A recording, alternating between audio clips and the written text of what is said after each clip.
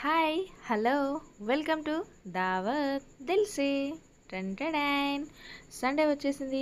మన favourite non veg వచ్చేసింది. So నాటుకోడి కోసం ట్రై చేశాను, బట్ నాకు జుట్టుకోడి దొరికింది. బట్ దీంతో కూడా సూపర్ టేస్టీగా చేసేయచ్చు. లేట్ లేకుండా స్టార్ట్ చేస్తాను. అంతకన్నా ముందు ఛానల్ని మీరు సబ్స్క్రైబ్ చేసేయండి. ఫస్ట్ ఒక గిన్నె తీసుకొని నీట్గా కడిగి పెట్టేసుకున్న జుట్టుకోడి ముక్కల్ని వేసుకుందాం. సో ముక్కలు ఈ విధంగా, వాడి లెగ్ పీస్ ఉంచమంటే ఇంత ఉంచాడు. ఓకే పర్లేదు. జుట్టు చూస్తున్నారు కదా, జుట్టు కూడా ఉంది. భలే బాగుంటుందండి జుట్టు. మీరు తిన్నారా? సో ఫస్ట్ అయితే మ్యారినేషన్ చేసేసుకుందాం. ఒక 2 టేబుల్ స్పూన్ అల్లం వెల్లుల్లి పేస్ట్ వేసుకుందాం. సో నాకు కోడి వచ్చేసి 1.5 kg వరకు ఉంది.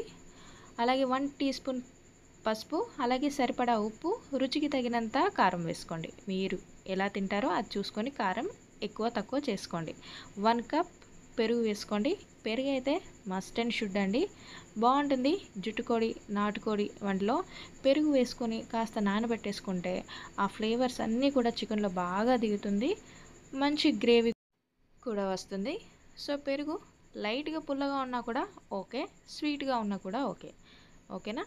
కాస్త గట్టి పెరుగు తీసుకుంటే బాగుంటుంది. నీట్గా చేయితోనే కలిపేసి అలా ఒక వీలుంటే 1/2 అవర్, ఒక 20 మినిట్స్ పక్కన పెట్టేయండి. ఈలోగా మసాలా తీసుకుందాం. 5 లవంగాలు, 3 ఇలాచీలు, దాల్చీనని ఇలా చిన్న చిన్న ముక్కలుగా వేసుకుంటున్నాను, బాగా వేగుతుందని. ఓకే, ఒక 1.5 టేబుల్ స్పూన్ ధనియాలు, 1 టీ స్పూన్ జీలకర్ర వేసుకొని లైట్గా ధనియాల కలర్ చేంజ్ అయ్యే వరకు ఫ్లేమ్ని మీడియం టు లో ఫ్లేమ్లోనే పెట్టేసి ఫ్రై చేయండి. కాస్త కలర్ షేడ్ అయిన తర్వాత 2 టీ స్పూన్స్ గసగసాలు వేసుకొని వాటిని కూడా ఫ్రై చేసుకుందాం. గసగసాలు లైట్గా హీట్ అయిన తర్వాత అవి వైట్గా అవుతాయి, చూస్తున్నారు కదా ఇలా. అప్పుడు స్టవ్ ఆఫ్ చేసేసుకొని ఒక 2 టీ స్పూన్స్ ఎండు కొబ్బరి వేసేసుకొని దాన్ని కూడా ఫ్రై చేసుకుందాం. సో స్టవ్ ఆఫ్ చేసుకొని ప్యాన్ హీట్ సరిపోతుంది, తొందరగా ఫ్రై అయిపోతుంది అది. కొబ్బరి పొడి బదులు ఎండు కొబ్బరి ముక్కలు ఉన్నా కూడా వేసుకోండి. సో ఇప్పుడు ఓ గుప్పెడు పుదీనా ఆకులు, అలాగే కొత్తిమీర, పచ్చిమిర్చి కారం మీరు ఎక్కువ తక్కువ చూసుకొని వేసుకోండి. సో ఈ 2 మసాలాలు మిక్సీలో వేసుకొని పేస్ట్ చేసుకుందాం. కాస్త వాటర్ వేసుకొని పేస్ట్ చేసి పక్కన పెట్టేసుకోండి. ఇప్పుడు కుక్కర్ తీసుకున్నాను. కుక్కర్ హీట్ అయిన తర్వాత ఆయిల్ వేసుకుందాం. సో 1.5 kg కాబట్టి ఇంత తీసుకున్నాను, ఒక కప్పు సరిపోతుంది. ఆయిల్ హీట్ అయిన తర్వాత కట్ చేసి పెట్టుకున్న ఉల్లిపాయ ముక్కల్ని వేసుకుందాం. నేను మీడియం సైజువి 2 ఉల్లిపాయలు తీసుకున్నాను. సో దీన్ని మరీ మనం ఎక్కువ బ్రౌన్ కలర్ అవసరం లేదు, ఉల్లిపాయలు లైట్గా ఫ్రై అయితే సరిపోతుంది. ఓకే, చూస్తున్నారు కదా, ఈ విధంగా ఫ్రై అయిన తర్వాత ఇందాక కలిపి పెట్టుకున్నాం కదా చికెన్ని వేసుకుందాం. ఓకే, ఆయిల్లో బాగా కలిసేలా ఒక 5 మినిట్స్ ఫ్లేమ్ని హై ఫ్లేమ్లో పెట్టేసి, చికెన్ కూడా బాగా హీట్ అవ్వాలి కదా, ఒక 5 మినిట్స్ వరకు ఇలానే బాగా కలుపుతూ ఫ్రై చేయండి. ఓకే, ఇప్పుడు మూత పెట్టేసి ఒక 2 నిమిషాల తర్వాత ఫ్లేమ్ని కాస్త తగ్గించేసి ఒకసారి బాగా కలుపుకుందాం. ఓకే, చికెన్ మంచిగా హీట్గా అయిపోయింది ఇప్పుడు. ఓకే, ఇప్పుడు మళ్ళీ మూత పెట్టేసి ఒక 5 మినిట్స్ మీడియం టు లో ఫ్లేమ్లో. ఓకే, చూస్తున్నారు కదా, ఆయిల్ మనకి సపరేట్ అయిపోయింది, చికెన్ బాగా వేడైపోయింది. సో చికెన్లో మెల్లిగా వాటర్ కూడా రిలీజ్ అవుతుంది మనకి. ఓకే, ఇప్పుడు ఇందాక పేస్ట్, ఇది మైదా కాదు, అది ఇందాక మనం ఏదైతే పేస్ట్ చేసామో పుదీనా, కొత్తిమీర, పచ్చిమిర్చి, అలాగే లవంగ, ధనియాల అదంతా పేస్ట్ ఉంది కదా, ఆ పేస్ట్ని వేసుకుంటున్నాను. సో మీరు ఇక్కడ కారం తక్కువ తింటే మీకు ఈ కర్రీ మంచి గ్రీన్ కలర్లో కనిపిస్తుంది. సో మనది ఏంటంటే కాస్త కొంచెం తగ్గేదేలే ఫ్యామిలీ.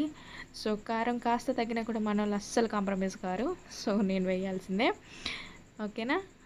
మంచి కలర్ అండ్ కాంబినేషన్తో సూపర్ కనిపిస్తుందండి. చూడడానికి లుకింగ్ ఉంటుంది, అలాగే తినడానికి కూడా సూపర్ టేస్టీగా ఉంది. సో ఒక్కసారి ఈ పేస్ట్ వేసుకున్న తర్వాత ఒక 2-3 నిమిషాలు అలా ఒకసారి బాగా కలుపుకొని, ఓకే, ఈ పేస్ట్ అనేది ఒక మినిమం ఒక 10 మినిట్స్ బాగా ఆయిల్లో ఫ్రై చేసుకుంటే బాగుంటుంది. మంచి గ్రేవీతో పాటు టేస్ట్ కూడా ఆ ముక్కలకి బాగా పట్టుకుంటుంది.